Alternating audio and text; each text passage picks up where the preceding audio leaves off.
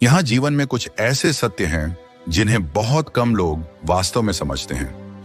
ये सत्य आम जनता से छिपे होते हैं, लेकिन उन्हें प्रकट किए जाते हैं जिन्हें परमेश्वर ने चुना है। इतिहास में परमेश्वर ने अपने लोगों को किसी बाहरी चिन्ह से नहीं, बल्कि आत्मिक मोहर से चिन्हित किया है, जो उन्हें संसार से अलग करता है। ये निशान मानव आंखों से अदृश्य होते हैं, फिर भी जो इन्हें धारण करते हैं उनके लिए यह अटल सत्य होता है। आप सोच सकते हैं कि चुने जाने का अर्थ एक आरामदायक जीवन है जिसमें धन, सुख और विलासिता भरी हो, लेकिन सच्चाई इससे कहीं गहरी है। वास्तव में चुने गए लोग अपनी कीमत धन संपत्ति से नहीं आंकते, न ही वे इस संसार के क्षणिक सुखों की खोज में रहते हैं। इसके बजाय उनके भीतर कुछ और ही महान होता है। एक पहचान जो उन्हें संसार से अलग करती है, एक उद्देश्य जो उनकी आत्मा की गहराई में जलता रहता है। और यहाँ एक आश्चर्यजनक सत्य है, हर वह व्यक्ति जो परमेश्वर का अनुयायी होने का दावा करता है, वास्तव में परमेश्वर द्वारा चिन्हित नहीं होता। केवल उसके नाम का उच्चारण करने से कोई उसकी मोहर प्राप्त नहीं कर सकता। उसके और उसके चुने हुए लोगों के बीच स्पष्ट भेद है। प्रश्न यह है, क्या आप परमेश्वर के इन चिन्हों को अपने भीतर धारण करते हैं? बहुत से लोग इस भ्रम में जीते हैं कि वे सही मार्ग पर हैं, यह मानते हुए कि केवल विश्वास ही पर्याप्त है। लेकिन विश्वास जो प्रमाण और परिवर्तन के बिना हो, वह खोखला है। बाइबल बताती है कि परमेश्वर के सच्चे संतान 7 स्पष्ट चिन्ह धारण करते हैं। ऐसे चिन्ह जिन्हें न तो कोई नकली बना सकता है, न खरीद सकता है और न ही उनका अनुसरण कर सकता है। यही चिन्ह चुने हुए और धोखे में जी रहे लोगों के बीच भेद करते हैं, वास्तविक और जाली विश्वासियों को अलग करते हैं। आपको जानना आवश्यक है कि ये चिन्ह क्या है। आपको स्वयं को परमेश्वर के सत्य की रोशनी में जांचने की आवश्यकता है, क्योंकि अंततः केवल 2 प्रकार के लोग होते हैं, वे जो परमेश्वर के चिन्ह धारण करते हैं और वे जो नहीं करते। जो आप अभी सुनने जा रहे हैं वह कोई साधारण ज्ञान नहीं है। ये सत्य केवल उन्हीं को प्रकट होते हैं जो उन्हें खोजने, सुनने और परमेश्वर के बुलावे के प्रति समर्पण करने के लिए तैयार हैं। यदि आप अभी यहाँ हैं तो इसका अर्थ है कि आप कुछ गहरा, कुछ वास्तविक खोज रहे हैं। और मैं आपको यह आश्वासन देता हूं कि इस संदेश के अंत तक आप स्वयं को एक नए दृष्टिकोण से देखेंगे, एक परिवर्तित हृदय के साथ। अब मैं आपसे एक महत्वपूर्ण प्रश्न पूछना चाहता हूं। मैं जानता हूं कि आपका समय बहुमूल्य है, लेकिन आप यहां हैं क्योंकि आप परमेश्वर के प्रेम के प्रति समर्पित हैं। इसीलिए मैं चाहता हूं कि आप एक शक्तिशाली घोषणा करें। अपने जीवन पर परमेश्वर के वचन को लागू करें। परमेश्वर का वचन परिवर्तनकारी शक्ति रखता है, और जब आप किसी चीज की घोषणा करते हैं तो आप स्वयं को उस सत्य के साथ संरेखित करते हैं। तो अभी टिप्पणी में लिखें, मैं विश्वास करता हूं कि परमेश्वर मुझे हर बाधा पर विजय दिलाएगा। जाइए और इसे घोषित कीजिए। मैं व्यक्तिगत रूप से हर उत्तर को मान्यता दूंगा। चुने हुए लोगों का पहला और सबसे स्पष्ट चिन्ह एक परिवर्तित हृदय, इसके बिना कुछ भी महत्व नहीं रखता। कोई व्यक्ति बाइबल का ज्ञान रख सकता है, धार्मिक गतिविधियों में शामिल हो सकता है और दूसरों के सामने धर्मी प्रतीत हो सकता है, लेकिन यदि उसका हृदय अपरिवर्तित रहता है तो वह परमेश्वर का नहीं है। बाइबल स्पष्ट रूप से कहती है कि परमेश्वर बाहरी दिखावे को नहीं देखता, वह हृदय को देखता है। यहेजकेल 36:26 में परमेश्वर वादा करता है, मैं तुम्हें एक नया हृदय दूंगा और तुम्हारे भीतर एक नई आत्मा डालूंगा। मैं तुम्हारे पत्थर के हृदय को निकालकर तुम्हें मांस का हृदय दूंगा। यह कोई सतही परिवर्तन नहीं है। यह केवल व्यवहार में सुधार करने या धार्मिक नियम अपनाने की बात नहीं है। यह एक संपूर्ण आंतरिक परिवर्तन है, अंदर से बाहर तक। सोचिए कि शाऊल, जो मसीहियों का परसिक्यूटर था, उसने धार्मिक उत्साह में बहुत कुछ किया, लेकिन उसका हृदय परमेश्वर से दूर था। जब तक उसने दमिश्क के मार्ग पर यीशु का सामना नहीं किया, तब तक उसका हृदय सच में परिवर्तित नहीं हुआ। वह पौलुस बन गया, एक ऐसा व्यक्ति जिसका पूरा जीवन परमेश्वर के प्रेम की शक्ति द्वारा पुनर्निर्देशित हो गया। यही उन चुने हुए लोगों के साथ होता है जो परमेश्वर की मोहर रखते हैं। वे वैसे के वैसे नहीं रह जाते। परिवर्तित हृदय को पहचानना आसान है। यह आपकी सोच, आपके बोलने के तरीके, आपके प्रेम करने के तरीके और यहां तक कि आपके धन और सफलता को संभालने के तरीके को बदल देता है। यह आपकी प्राथमिकताओं को स्थानांतरित कर देता है। जहां पहले धन और विलासिता आपका मुख्य लक्ष्य हो सकते थे, अब वे क्षणिक प्रतीत होते हैं। अब आप समझते हैं कि सच्ची संपत्ति भौतिक चीजों में नहीं, बल्कि स्वर्ग में संचित खजानों में होती है। क्या आपने कभी देखा है कि कुछ लोग जिनके पास अपार धन होता है, फिर भी भीतर से खाली महसूस करते हैं? वे यह सोचकर धन का पीछा करते हैं कि यह उन्हें सुरक्षा देगा, फिर भी वे अंदर से अशांत रहते हैं। क्यों?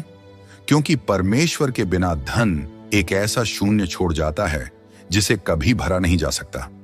लेकिन जब आपका हृदय परमेश्वर का हो जाता है, तो भले ही आपके पास कम हो, आप फिर भी अतुलनीय रूप से धनवान होते हैं।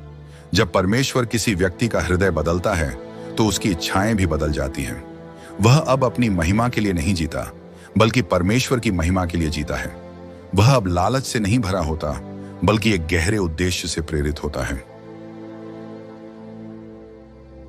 चुने हुए लोग ये समझते हैं, वे जानते हैं कि उनकी पहचान उनकी स्थिति, धन या उपलब्धियों में नहीं है, बल्कि इस सच्चाई में है कि वे सर्वशक्तिमान परमेश्वर की संतान हैं। वे जानते हैं कि उन्हें एक बड़ी कीमत पर खरीदा गया है, यीशु के लहू से, और इसी कारण वे अपने लिए नहीं जीते, बल्कि उसके लिए जीते हैं जिसने उन्हें छुड़ाया। लेकिन यहां एक महत्वपूर्ण बात है, हर वह व्यक्ति जो परमेश्वर का अनुसरण करने का दावा करता है, उसने इस परिवर्तन का अनुभव नहीं किया है। बहुत से लोग कहते हैं कि वे विश्वास करते हैं, फिर भी उनका हृदय वैसा ही बना रहता है। वे अब भी उन्हीं चीजों के पीछे भागते हैं जिनके पीछे संसार भागता है। लेकिन चुने हुए लोग अलग होते हैं। वे संसार के क्षणिक सुखों के भ्रम को भेद कर देखते हैं और अनंत को खोजते हैं। तो प्रश्न यह है, क्या आपका हृदय परिवर्तित हुआ है? क्या आपने वास्तव में परमेश्वर के सामने इस प्रकार समर्पण किया है कि उसने आपके जीवन को पूरी तरह से बदल दिया हो? या आप अभी भी पुराने तरीकों, पुरानी इच्छाओं और संसार के खोखले वादों से चिपके हुए हैं? चुने हुए लोगों का पहला चिन्ह एक हृदय है जो स्वयं का नहीं रहता। यह एक हृदय है जिसे परमेश्वर के प्रेम ने तोड़ा, नया आकार दिया और पुनः निर्मित किया। और जब ऐसा होता है, कुछ भी पहले जैसा नहीं रहता। दूसरा चिन्ह, सत्य के प्रति अडिगता। चुने हुए लोग सत्य को अपनी जीवन शैली के अनुकूल नहीं बनाते, बल्कि अपनी जीवन शैली को सत्य के अनुसार ढालते हैं। इसी कारण वे अडिग होते हैं। वे न तो धोखे में आ सकते हैं, न खरीदे जा सकते हैं, और न ही अनंत संपत्ति को क्षणिक आराम के बदले में छोड़ सकते हैं। लेकिन एक और गहरी बात है जो चुने हुए लोगों को बाकी सबसे अलग करती है। एक ऐसी चीज जो जीवन के सबसे कठिन क्षणों में स्पष्ट हो जाती है। ध्यान से सुनते रहिए, क्योंकि जो बात अब आने वाली है वह एक ऐसी परीक्षा है जिसे केवल वास्तविक रूप से चुने हुए लोग ही सह सकते हैं। तीसरा चिन्ह, परीक्षाओं में स्थिरता और धैर्य। चुने हुए लोगों के जीवन की एक कड़वी लेकिन अटल सच्चाई यह है कि वे आसान जीवन नहीं जीते।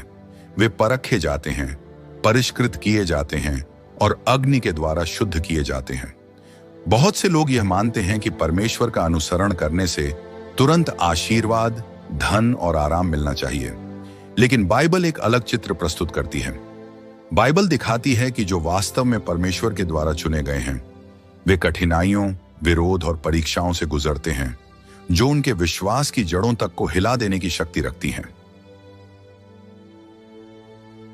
यीशु ने स्वयं अपने चेलों से कहा था, इस संसार में तुम्हें क्लेश होगा, परंतु हियाव बांधो, मैंने संसार को जीत लिया है। यूहन्ना 16:33। ध्यान दीजिए कि यीशु ने यह नहीं कहा कि शायद तुम्हें कठिनाइयां होंगी, बल्कि उन्होंने कहा तुम्हें क्लेश होगा। इसका अर्थ है कि चुने हुए लोग कठिनाइयों से मुक्त नहीं होते, बल्कि वे उन्हीं कठिनाइयों के द्वारा सशक्त किए जाते हैं। अय्यूब का उदाहरण, परमेश्वर में अडिग विश्वास। अय्यूब एक बहुत ही समृद्ध, सम्मानित और समृद्धि से भरा व्यक्ति था, लेकिन एक ही क्षण में उसने सब कुछ खो दिया। उसकी संपत्ति, उसका परिवार, यहां तक कि उसका स्वास्थ्य भी। लेकिन अय्यूब की महानता उसकी समृद्धि में नहीं थी, बल्कि उसकी प्रतिक्रिया में थी। जब सब कुछ उससे छीन लिया गया, उसने परमेश्वर को कोसने से इनकार कर दिया, उसने अपने विश्वास को छोड़ने से इनकार कर दिया, और अंत में उसके धैर्य और स्थिरता के कारण परमेश्वर ने उसे पुनः स्थापित किया और पहले से भी अधिक आशीष दी। आज भी यही सत्य लागू होता है। परीक्षाएं कई रूपों में आती हैं। कुछ लोग आर्थिक संकट का सामना करते हैं, कुछ को अस्वीकृति, धोखा या विश्वास के कारण सताव सहना पड़ता है, कुछ को स्वास्थ्य की कठिनाइयां झेलनी पड़ती हैं, लेकिन चुने हुए लोग हार नहीं मानते। वे जानते हैं कि उनकी पीड़ा व्यर्थ नहीं है। हर परीक्षा जो वे सहते हैं एक उद्देश्य के साथ आती है। परमेश्वर इसका उपयोग उन्हें शुद्ध करने के लिए करता है। परमेश्वर इसका उपयोग वास्तविक और नकली विश्वासियों को अलग करने के लिए करता है। उनके विश्वास को इतना मजबूत करने के लिए करता है कि वे कभी हिल न सकें। सच्चे और नकली अनुयायियों के बीच का अंतर, कुछ लोग केवल तब तक परमेश्वर का अनुसरण करते हैं जब तक चीजें उनके पक्ष में होती हैं। जब उनका बैंक अकाउंट भरा रहता है तब वे परमेश्वर की स्तुति करते हैं। जब उनका स्वास्थ्य अच्छा होता है तब वे विश्वासी होते हैं। जब जीवन आरामदायक होता है तब वे उसकी आराधना करते हैं। लेकिन जैसे ही कठिनाई आती है वे तुरंत हट जाते हैं। वे परमेश्वर से प्रश्न पूछने लगते हैं, वे शिकायत करने लगते हैं, वे हताश हो जाते हैं। यही अंतर है वास्तविक चुने हुए लोगों और बाकी लोगों के बीच। चुने हुए लोग अपने हालात की वजह से विश्वास योग्य नहीं होते, बल्कि इसलिए क्योंकि उनका विश्वास वास्तविक होता है। बाइबल कहती है, धन्य है वह व्यक्ति जो परीक्षा में स्थिर रहता है, क्योंकि परीक्षा में खरा उतरने के बाद उसे जीवन का वह मुकुट मिलेगा जिसका वादा प्रभु ने अपने प्रेम करने वालों से किया है। याकूब 1:12। यही स्थिरता का प्रतिफल है, जो डगमगाते नहीं हैं, जो अपनी परीक्षा के बावजूद विश्वास बनाए रखते हैं, जो अपने चारों ओर सब कुछ टूटते हुए देखने के बावजूद परमेश्वर पर भरोसा रखते हैं। यही वे लोग हैं जो वास्तव में चुने हुए हैं। दानियेल का उदाहरण। परीक्षा में अडिग विश्वास दानियेल को अपने घर से निकाल लिया गया। उसे एक विदेशी भूमि में जबरदस्ती रखा गया। वह एक ऐसी संस्कृति में डाल दिया गया जहां झूठे देवताओं की पूजा होती थी। फिर भी उसने कभी समझौता नहीं किया। यहां तक कि जब उसे सिंहों की मांद में डालने की धमकी दी गई तब भी वह अडिग रहा। और क्योंकि उसका विश्वास अटूट था, परमेश्वर ने न केवल उसे बचाया बल्कि उसे राजाओं की दृष्टि में भी ऊंचा किया। क्या आप परमेश्वर के चुने हुए लोगों में से हैं? क्या आप परीक्षाओं में स्थिर रहते हैं? क्या आपका विश्वास परिस्थितियों पर निर्भर है या परमेश्वर पर? क्या आप कठिन समय में भी उसकी आराधना करते हैं या केवल तब जब सब कुछ अच्छा चल रहा हो? याद रखें, परीक्षाएं अक्सर इस बात का संकेत होती हैं कि आप वास्तव में परमेश्वर के चुने हुए हैं। शत्रु उन पर हमला नहीं करता जो उसके लिए कोई खतरा नहीं है। यदि आपको बार बार कठिनाइयों का सामना करना पड़ रहा है तो हो सकता है कि यह इस कारण से हो कि आप संसार से अलग किए गए हैं, परमेश्वर द्वारा चिन्हित किए गए हैं। संसार हमें सिखाता है कि धन, विलासिता और सफलता ही जीवन के अंतिम लक्ष्य हैं, लेकिन चुने हुए लोग जानते हैं कि सच्ची संपत्ति धन में नहीं बल्कि विश्वास में निहित है। वे क्षणिक समृद्धि के पीछे नहीं भागते बल्कि अनंत जीवन की दौड़ दौड़ते हैं। अब मैं आपसे पूछता हूं, क्या आपने अपने जीवन में कभी ऐसी परीक्षा का सामना किया है जिसने आपके विश्वास को परखा हो? क्या आपने कठिन समय में परमेश्वर की विश्वास योग्यता का अनुभव किया है? यदि हां, तो टिप्पणी में लिखें, मैं परमेश्वर पर भरोसा करता हूं चाहे कुछ भी हो। मैं व्यक्तिगत रूप से आपकी प्रतिक्रिया को मान्यता दूंगा और आपके लिए प्रार्थना करूंगा। याद रखें, सत्य के प्रति अडिग बने रहना, परीक्षाओं में स्थिर रहना और परमेश्वर पर विश्वास बनाए रखना ही चुने हुए लोगों की पहचान है। चौथा चिन्ह, पवित्रता की लालसा। चुने हुए लोगों में केवल विश्वास, धैर्य या शास्त्र का ज्ञान ही नहीं होता, बल्कि उनके अंदर पवित्रता की एक अडिग लालसा होती है। वे सिर्फ अच्छे लोग बनने की कोशिश नहीं करते, वे केवल संसार से अलग नहीं होते, वे परमेश्वर को प्रसन्न करने के लिए जीते हैं। बाइबल स्पष्ट रूप से कहती है, परंतु जैसे तुम्हारा बुलाने वाला पवित्र है वैसे ही तुम भी अपने सारे चाल चलन में पवित्र बनो, क्योंकि लिखा है, पवित्र बनो क्योंकि मैं पवित्र हूं। 1 पतरस 1:15-16। यह एक सुझाव नहीं बल्कि एक आज्ञा है। कई लोग मानते हैं कि केवल परमेश्वर में विश्वास रखना ही पर्याप्त है। वे सोचते हैं कि वे जैसे चाहें वैसे जी सकते हैं, लेकिन चुने हुए लोग समझते हैं कि विश्वास बिना आज्ञाकारिता के खाली है।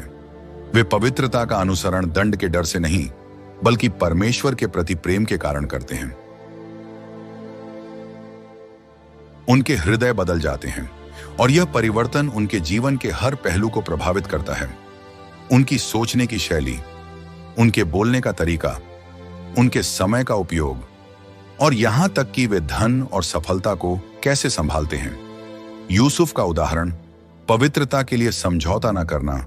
यूसुफ एक दास के रूप में मिस्र में बेचा गया था, लेकिन बाद में वह वहां का शासक बन गया। उसके पास धन, शक्ति और वैभव सब कुछ था। लेकिन जब परीक्षा का समय आया, जब पोतीफर की पत्नी ने उसे बहकाने की कोशिश की, तो उसने पाप के करीब जाने की कोशिश नहीं की। उसने तुरंत वहां से भाग जाना बेहतर समझा। क्यों? क्योंकि उसके लिए पवित्रता किसी भी सांसारिक सुख से अधिक महत्वपूर्ण थी। पवित्रता की कीमत, संसार से अलग होना, पवित्रता सस्ती नहीं होती। इसका मतलब है कि अकेले खड़ा रहना। इसका मतलब है कि ऐसे निर्णय लेना जो दूसरों को अजीब लग सकते हैं। इसका मतलब है कि उन चीजों को अस्वीकार करना जिन्हें संसार अपनाता है। संसार कहता है, जितना अधिक सुख मिलेगा उतना ही बेहतर जीवन होगा। धन और सफलता ही असली लक्ष्य है। इच्छाओं की पूर्ति ही सबसे बड़ी उपलब्धि है। लेकिन चुने हुए लोग आत्मा के द्वारा चलते हैं, न कि इच्छाओं के द्वारा। पवित्रता केवल त्याग नहीं, बल्कि सही चीजों की खोज है। पवित्रता का अर्थ केवल पाप से बचना नहीं है, यह धार्मिकता की खोज है। चुने हुए लोग सिर्फ गलत चीजों को अस्वीकार नहीं करते, वे सही चीजों को दृढ़ता से थामे रहते हैं। वे सिर्फ बुराई से दूर नहीं भागते, वे भलाई की ओर दौड़ते हैं। 5वां चिन्ह, प्रार्थना का सामर्थ्य। चुने हुए लोग सिर्फ विश्वास रखने वाले लोग नहीं होते, वे प्रार्थना करने वाले लोग होते हैं। लेकिन सिर्फ कोई भी प्रार्थना नहीं, बल्कि वह प्रार्थना जो पहाड़ों को हिला देती है, वातावरण को बदल देती है और स्वर्ग की इच्छा को पृथ्वी पर लाती है। बाइबल कहती है, निरंतर प्रार्थना में लगे रहो। 1 थिस्सलुनीकियों 5:17। प्रार्थना केवल संकट के समय की अंतिम आशा नहीं होती, यह जीवन की ऊर्जा, परमेश्वर से सीधा संबंध और आत्मिक सामर्थ्य का स्रोत होती है। महान विश्वासियों के जीवन में प्रार्थना की शक्ति एक। दानियेल 3 बार प्रतिदिन प्रार्थना करता था, वो भले ही इसका अर्थ सिंहों की मांद में डाल दिया जाना क्यों ना हो। 2 एलियाह प्रार्थना की ओर आकाश से आग गिरी। 3 हन्ना प्रार्थना की ओर एक बांझ गर्भवती हो गई। 4 यीशु स्वयं परमेश्वर का पुत्र होते हुए भी निरंतर प्रार्थना में लगे रहते थे। क्या आप प्रार्थना के बिना रह सकते हैं?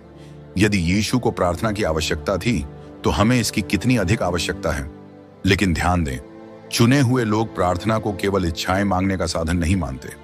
वे केवल धन, सफलता या विलासिता के लिए प्रार्थना नहीं करते। वे प्रार्थना इसलिए करते हैं क्योंकि वे परमेश्वर के साथ संगति चाहते हैं। प्रार्थना का असली उद्देश्य, कई लोग सोचते हैं कि प्रार्थना से स्थितियां बदलती हैं, लेकिन सच यह है कि प्रार्थना सबसे पहले हमें बदलती है। यह हमारे हृदय को ढालती है। यह हमारी इच्छाओं को परमेश्वर की इच्छा के साथ संरेखित करती है। यह हमारे विश्वास को मजबूत करती है। यही कारण है कि चुने हुए लोग कभी प्रार्थना करना नहीं छोड़ते।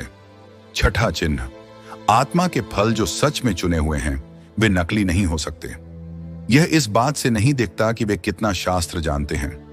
यह इस बात से नहीं दिखता कि वे कितनी बार चर्च जाते हैं।